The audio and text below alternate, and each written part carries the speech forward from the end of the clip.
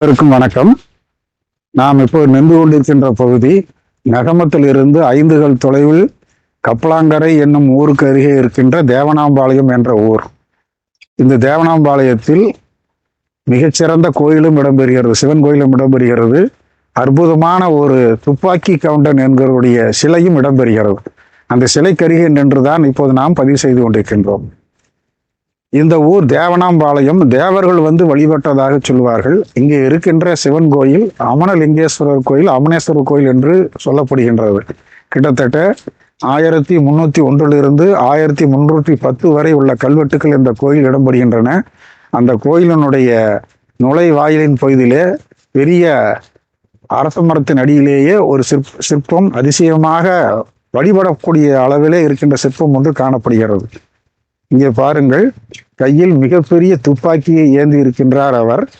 2 கரங்களில் வணக்கம் செலுத்துவராக இருக்கின்றார். நாயக்கர் காலத்து கொண்டையை போட்டிருக்கின்றார். வீரர் என்பதற்கு அடையாளமாக இடுப்பில் உடைவாளை ஏந்திருக்கின்றார். 2 தொடைகளுக்கு இடையே ஒரு கவசம் போட்டி இருக்கின்றார். அவருடைய மார்பிலே ருத்ராட்ச மாலையானது அணிந்து கொண்டிருக்கிறது. முறுக்கிய மீசையோடு போர் வீரனாக காட்சி தருகிறார்.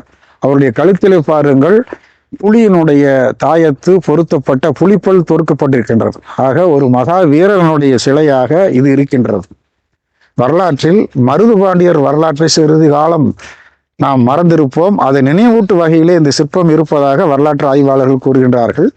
மருதுபாண்டியர் காலத்திலேயே ஆங்கிலேயர் அவரை பிடிப்பதற்காக பலவேறு போராட்டங்களில் ஈடுபடுகிறார்கள், போர்களை நடத்துகிறார்கள். ஆனால் மருது சகோதரர்களை அடக்கி ஆளவோ அல்லது அவரை கொன்று பிடிப்பதற்கோ வாய்ப்பு இல்லாமல் திணறுகிறார்கள்.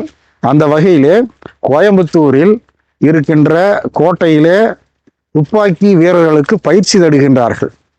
எப்படியாவது அவரை சுட்டியாவது கொன்றுவிட வேண்டும், கைப்பற்றிவிட வேண்டும் உடலை என்ற எண்ணத்தோடு கோயம்புத்தூர் பகுதியில் இருக்கின்ற கோட்டை பகுதி, இப்போது டவுன்ஹால் என்று சொல்லக்கூடிய அந்த பகுதியிலேயே வீரர்களுக்கு, இந்திய வீரர்களுக்கு, தமிழ்நாட்டு வீரர்களுக்கு பயிற்சி கொடுக்கிறார்கள்.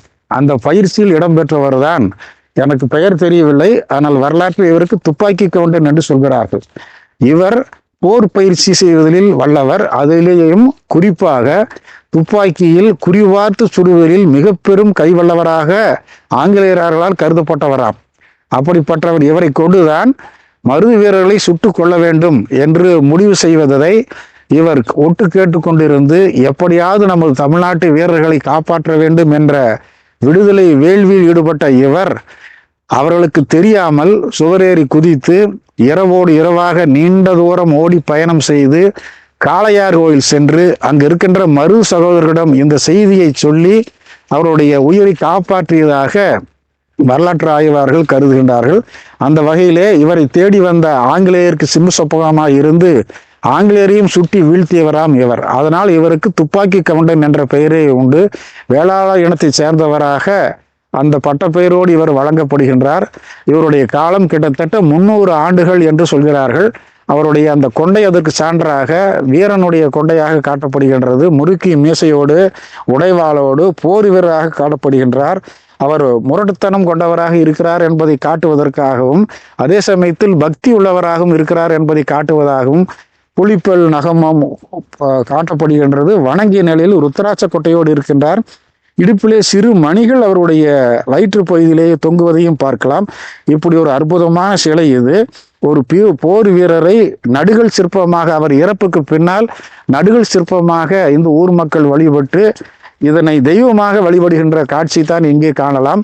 இதே போன்ற ஒரு சிலை காளையார் கோயிலினுடைய சிவன் கோயிலேயும் இடம்பெறுவதாகவும், அந்த சிலையானது கோயில் வாசலிலேயே இடம்பெறுவதாகவும் கூறுகிறார்கள் வரலாற்று ஆய்வாளர்கள். அத்தகைய நன்றி பெருக்கு உரிய ஊர் இந்த ஊர். அந்த ஊரினுடைய ஆற்றங்கரையில் தான் இந்த சிற்பமானது இடம்பெறுகிறது. அருகிலேயே ஒரு பெருமாள் கோயிலும் பாழடைந்த நிலையில் காணப்படுகின்றது. அதன் அருகிலேயே அமனலிங்கேஸ்வரர் என்ற சிவன் கோயிலும் இருப்பதை பார்க்கலாம். வாருங்கள், அந்த கோயிலையும் சந்திப்போம்.